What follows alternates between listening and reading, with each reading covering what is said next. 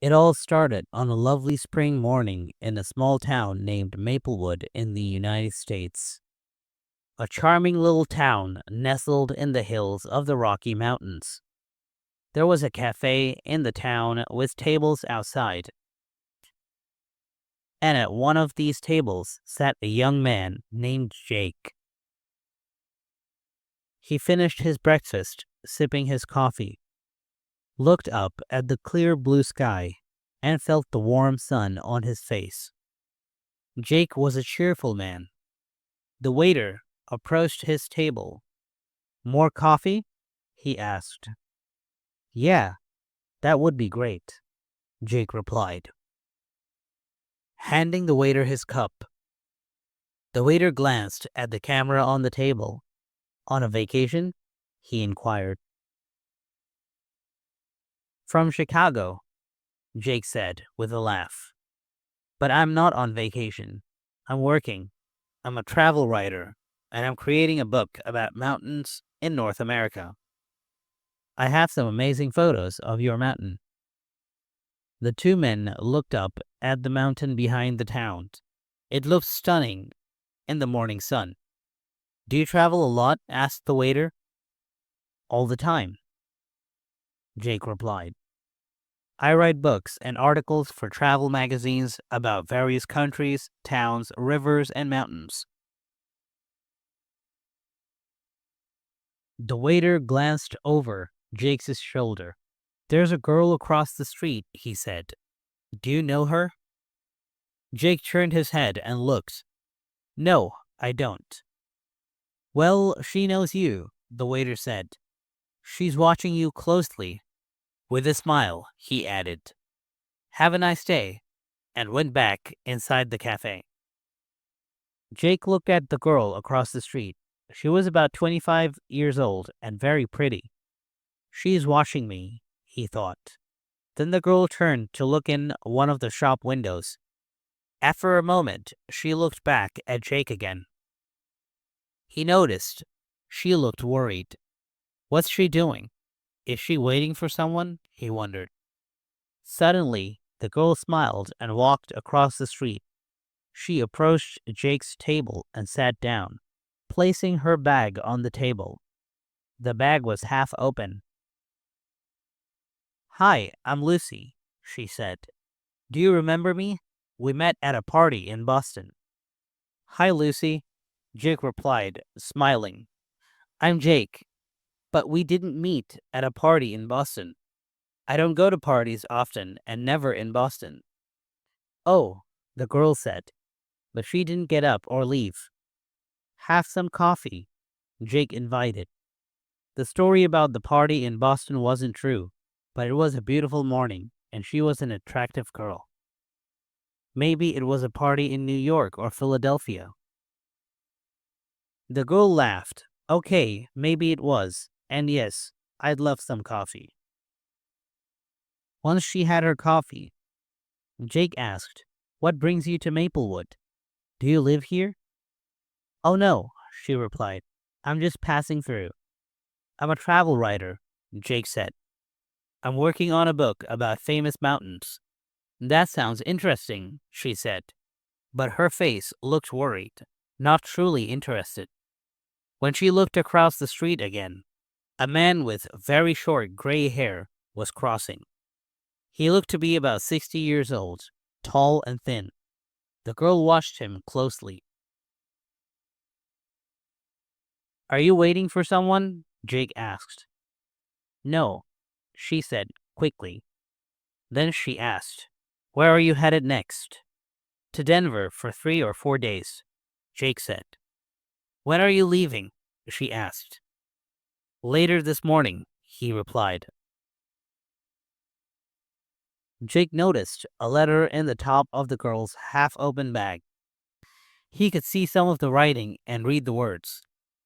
"We can meet at the Grand Hotel, Denver, on Friday afternoon." So she's going to Denver too, he thought. Suddenly, the girl asked, "Do you like movies?" "Movies? Yes, I love them," he replied. "Why?" I know a guy who loves movies and going to the cinema, she said slowly. People call him Mr. Star. He smiled at Jake. Can I call you Mr. Star too? Jake laughed. Okay, what should I call you? Call me Mystery Girl, she replied. That's a great name for you, Jake said. Just then, the man with gray hair walked into the cafe. He didn't look at Jake or the girl, but sat at a nearby table. He ordered breakfast and began reading a magazine. The girl looked at the man and then quickly looked away. Do you know him? Jake asked. No, she said. She finished her coffee quickly and stood up. I have to go now, she said. Jake stood up too. Nice to meet you, he began. But the girl suddenly took his face between her hands and kissed him on the lips. Drive safely, Mr. Starr, she said with a big, beautiful smile. Then she turned and hurried away. Jake sat down, watching her as she walked down the road and into a large hotel. What was that about? He thought. The man with gray hair watched Jake and waited.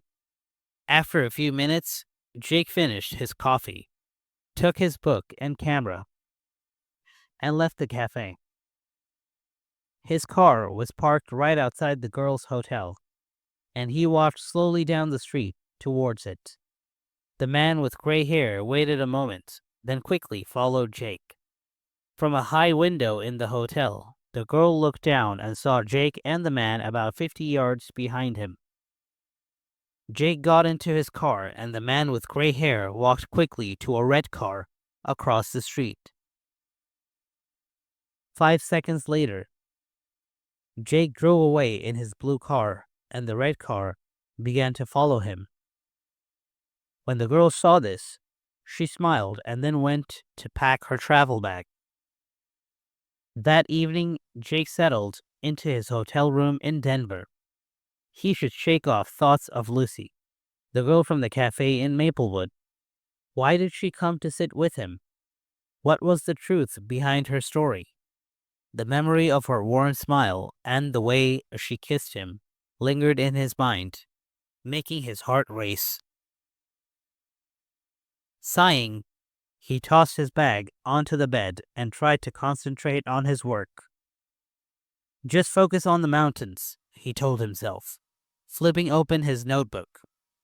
But the words danced in front of his eyes, blurring into meaningless scribbles. He felt a pull to go back to the cafe, to see her again, but that would be impossible now. The clock ticked loudly in the silence of the room. It was getting late, and he realized he hadn't eaten anything since breakfast. I should grab something to eat, he muttered to himself. With a determined nod, he stood up, grabbed his jacket, and left the room. As Jake walked through the streets of Denver, the cool evening air filled his lungs, but it couldn't clear his mind. Every corner he turned felt familiar, like a scene from a movie he couldn't quite remember. He stopped at a small diner, ordered a burger, and sat by the window, watching the world pass by. His mind kept drifting back to Lucy, the way her eyes sparkled when she laughed, how her smile could light up the gloomiest day. Why did she call me Mr. Star? He wondered. It felt like a compliment, a playful challenge. He imagined the kind of adventures they could have shared, but he also felt a growing sense of concern. What if the man with the gray hair was still after her? He had noticed how intently Lucy had watched him. Was she in danger? Lost in thought, Jake finished his meal, then stepped outside, eager to clear his mind. He wandered through the bustling streets, admiring the colorful lights of the shops and the laughter of families enjoying their evening. But even in this vibrant atmosphere, he felt a sense of loneliness creep in. I'm just a traveler passing through, he thought, his heart heavy. Just then, he noticed a small movie theater nearby. A film was about to start, and he had always loved watching movies, especially when they told beautiful stories of love and adventure. With a sudden urge, he bought a ticket and walked inside, hoping the film would distract him from his worries.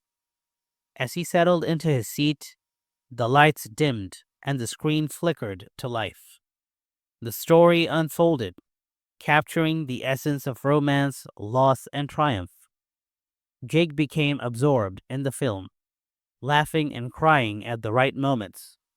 But when the credits rolled, the lights came back on. He felt emptier than before. With a heavy heart, he left the theater, deciding to walk back to his hotel. The streets were quieter now, and a gentle breeze rustled through the trees, lining the road. As he walked, he couldn't shake the feeling that someone was watching him.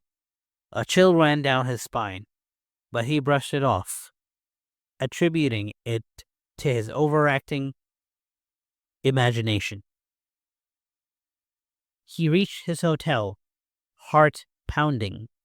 After checking in, he headed to his room. As he unlocked the door, he noticed an envelope slipped under it.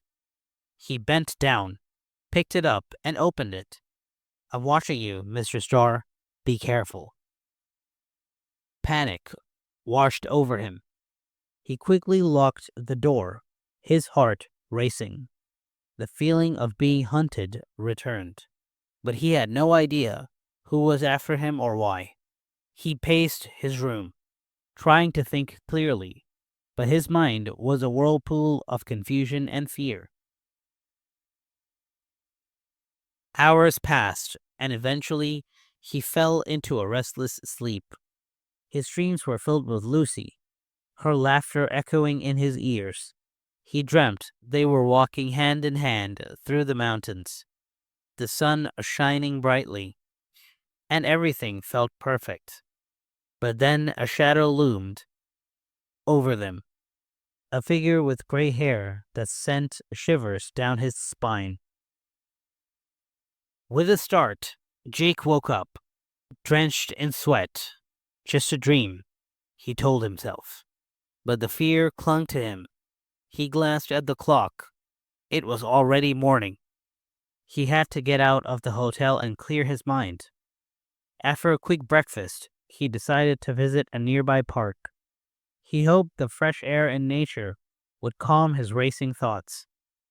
As he walked through the park, he marveled at the blooming flowers and the laughter of children playing. But all he could think about was Lucy.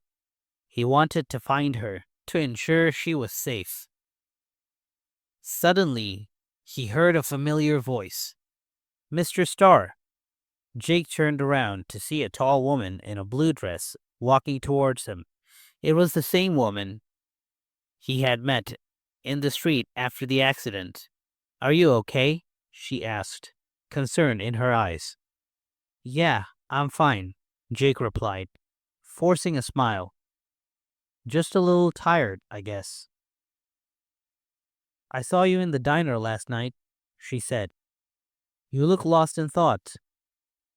Just thinking about some things, he said, trying to brush it off. You've been through a lot, she said softly. It's okay to talk about it. Sometimes it helps.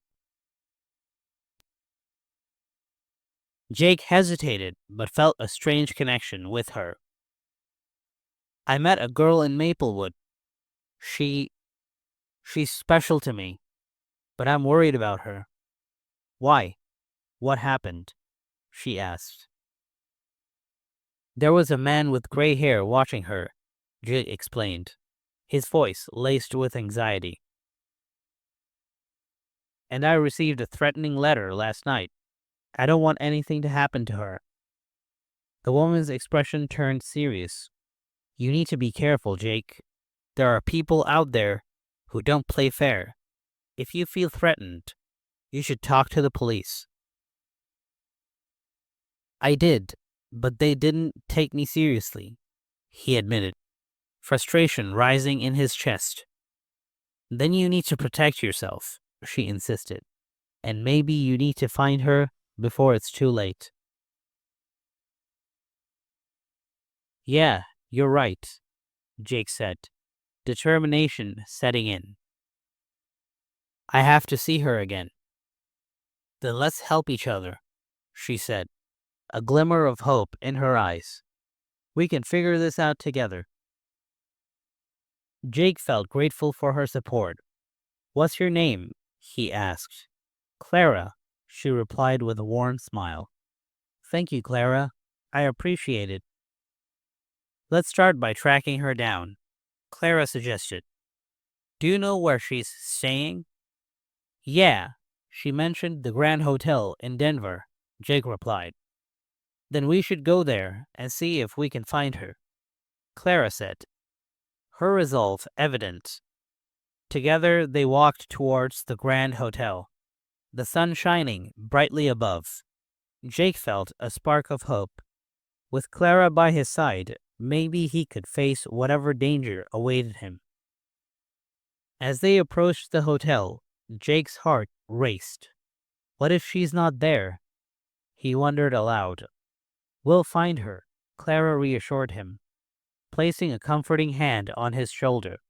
Just stay calm.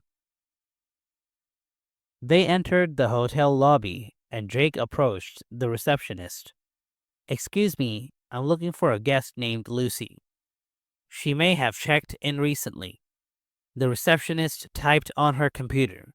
Frowning, I'm sorry, but I can't give out guest information. Please, it's important, Jake pleaded, desperation creeping into his voice. The receptionist sighed, but then nodded. All right, but just for a moment. She looked around. She's in room 307. Jake felt a rush of relief. Thank you.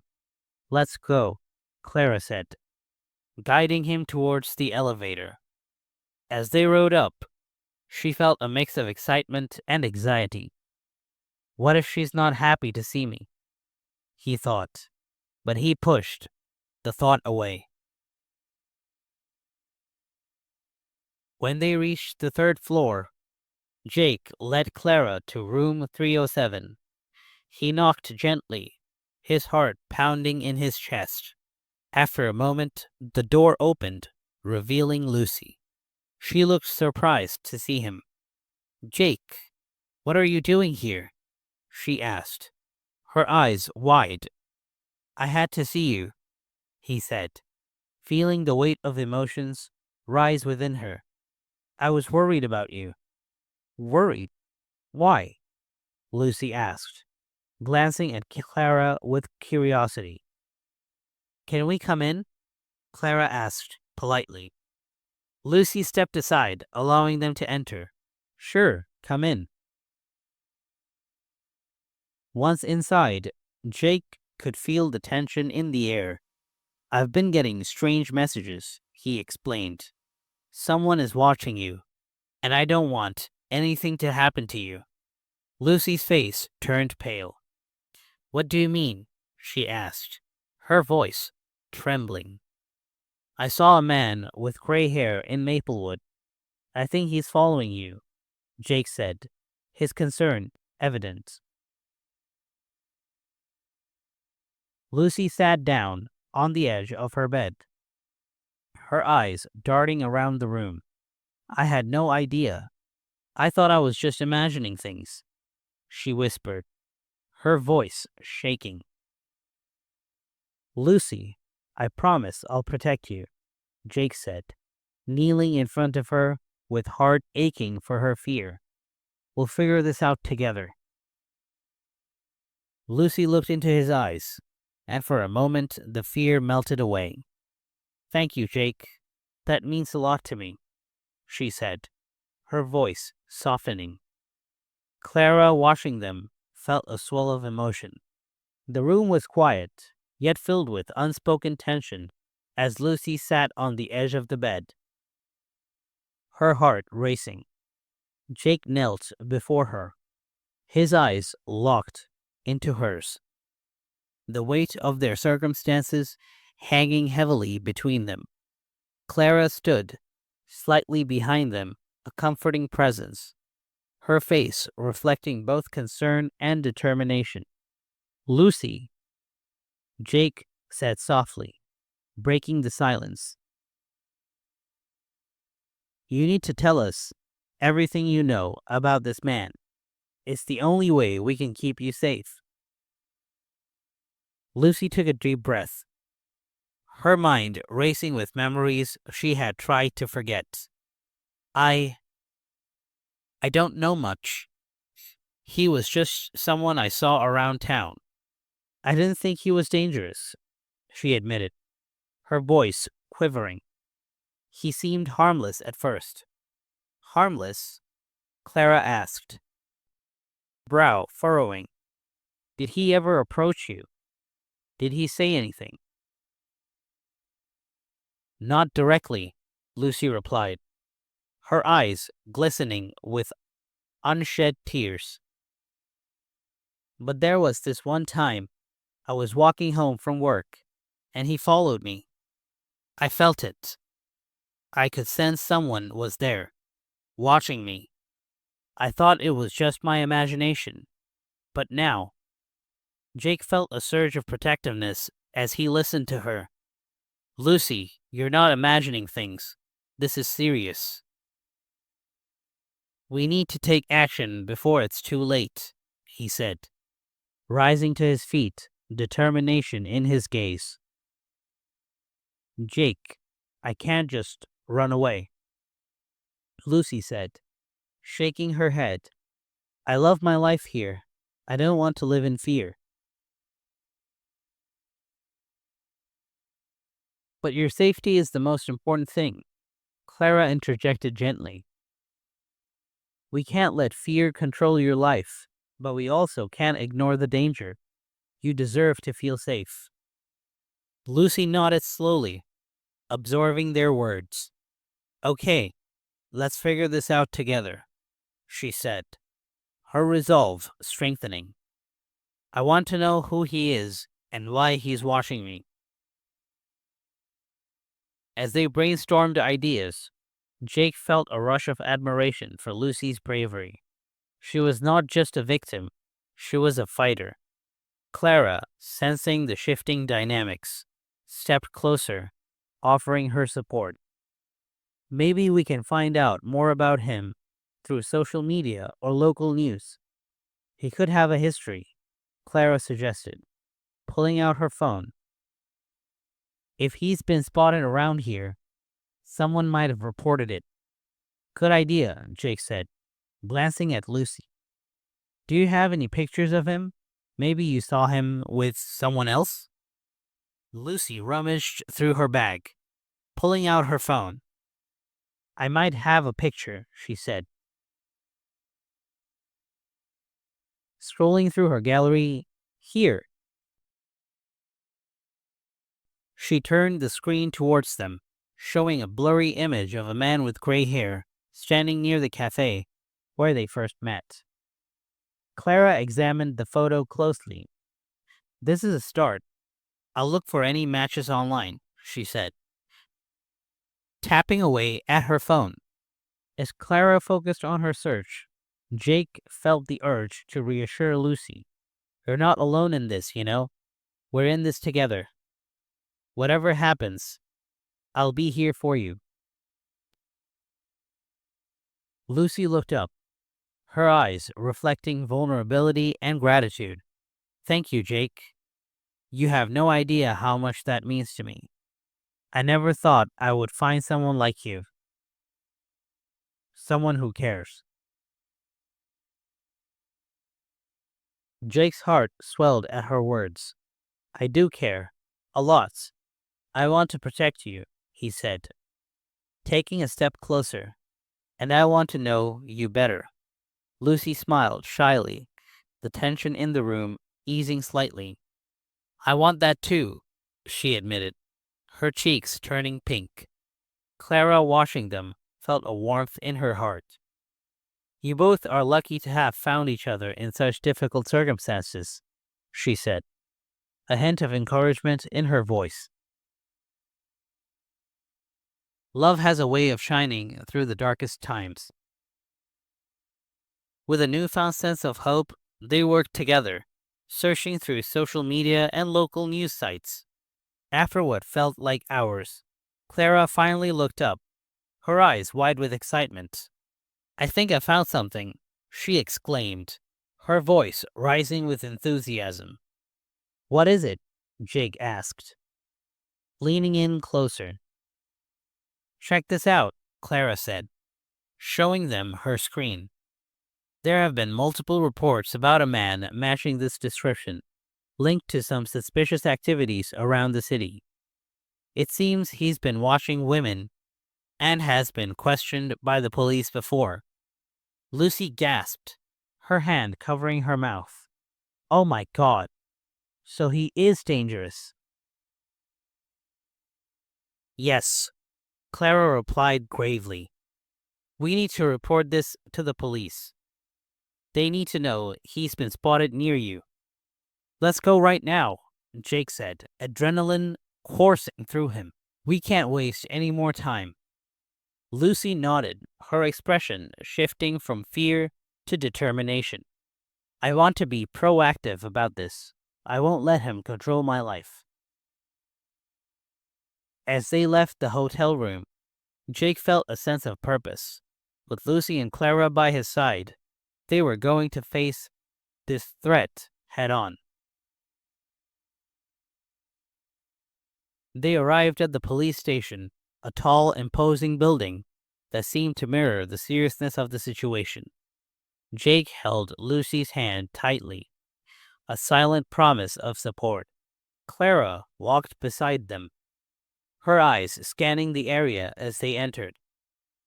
The waiting area was filled with the sounds of ringing phones and quiet conversations. Lucy approached the front desk, her heart pounding. Excuse me, she said to the officer on duty. I need to report something important. The officer looked up, his expression neutral. What seems to be the problem? Lucy took a deep breath, her voice steady despite the fear swirling inside her. There's a man who's been watching me. I think he's dangerous. I have evidence. The police raised an eyebrow, intrigued. Evidence? Clara stepped forward, holding out her phone. We have pictures and reports of his activities around town. We believe he poses a threat to Lucy. The officer studied them for a moment, then nodded. All right, let's take this seriously. Follow me to my office. As they walked through the station, Jake felt a sense of urgency. They needed to protect Lucy, and he was determined to see it through. Inside the office, the officer gestured for them to sit down. I am Officer Daniels. Let's hear what you have. Lucy explained everything, her voice trembling at times but gaining strength as she spoke. Clara provided details from her research, showing the officer the online posts about the man. After reviewing the evidence, Officer Daniels leaned back in his chair, rubbing his chin thoughtfully. This is concerning. We'll need to look into this. Can you describe any recent encounters with him, Lucy? Lucy thought for a moment, her heart racing as she remembered the unsettling feeling of being watched. I've only seen him a few times, but it was enough to make me feel uneasy. I thought he was just a passerby, but now I realize he was following me. Officer Daniels nodded, taking notes. We'll assign someone to look into it. If you see him again or feel threatened, call us immediately. We can't take any chances. Thank you, Lucy said, relief flooding through her. I appreciate your help. As they left the police station, the weight on Lucy's shoulders felt a little lighter. Jake walked close beside her, his presence a comforting shield. "You did great, Lucy," he said, his voice low and encouraging. "Thanks, Jake. I couldn't have done it without you and Clara," she replied, her gratitude evident. "Let's get something to eat," Clara suggested. "You need to celebrate taking control of the situation." They agreed, and soon found a cozy cafe nearby. The aroma of coffee and freshly baked pastries filled the air, and Lucy felt her spirits lift.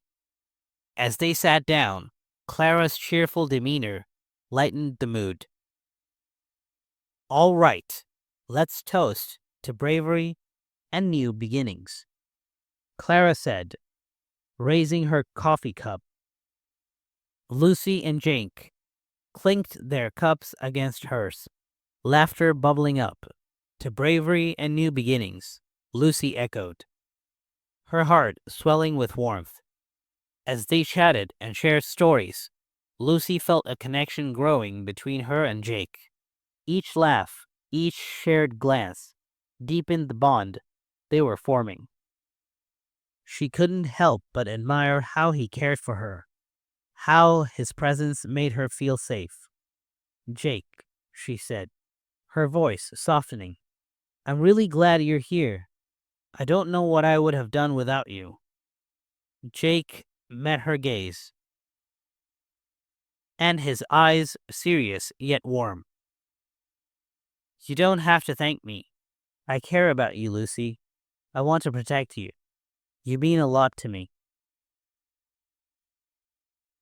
The sincerity in his voice sent shivers down her spine. "You mean a lot to me too," she admitted, her heart racing. Clara watched them, a smile on her face. "It's beautiful to see you two together. Life can be unpredictable, but love always finds a way." Lucy felt her cheeks flush as she and Jake exchanged shy smiles. The cafe buzzed around them, but they were lost in their own world. As the evening wore on, they shared stories about their lives, their dreams, and what had brought them together. Lucy spoke about her passion for painting and how she found inspiration in the beauty of nature. Jake shared his love for hiking and how he often ventured into the mountains to find peace. "You should come with me sometimes," Jake suggested. "We can go hiking together. I'd love to show you